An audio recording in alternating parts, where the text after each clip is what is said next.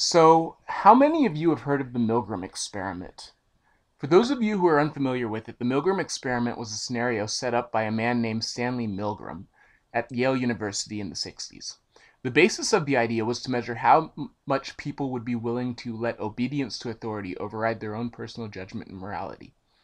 There are three people in the experiment. Person E, an experimenter who is an authority figure, who gives orders.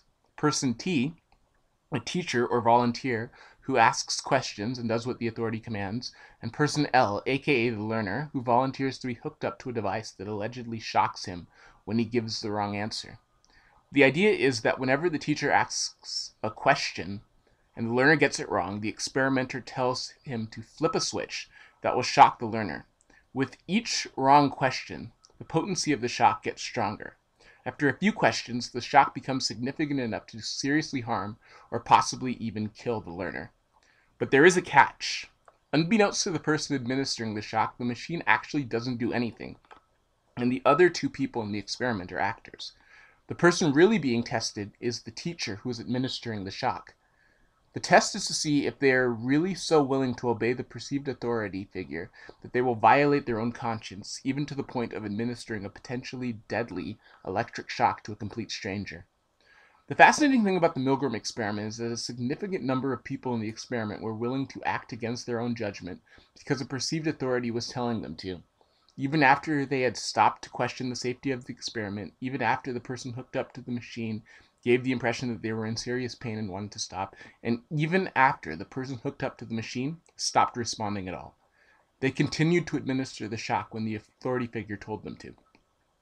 Now, this to me is a perfect metaphor for what many schools of theism actually present as morality, rather than anything resembling a logically, rationally evaluated system of ethics.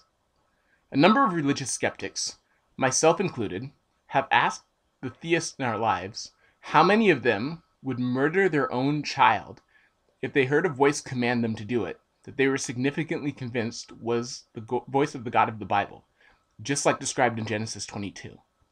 I wish I could say that this wasn't only a hypothetical situation, but there are documented cases in recent history where people have done things just like this. Additionally, we could extend it even further in the form of theistic reasoning if the perceived voice of a god says to wipe out all the people of another religion, or kill people because they are gay, or execute witches, or whatever.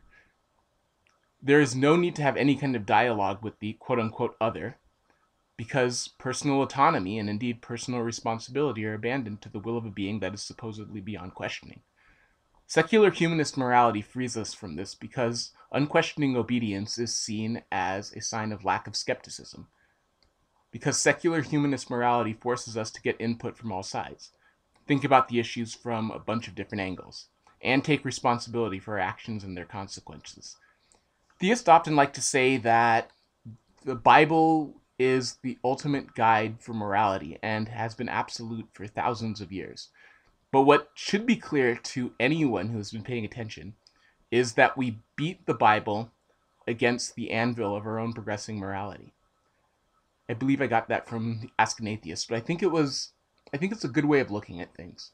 In any case, thanks for listening to my rants, everyone. Take care.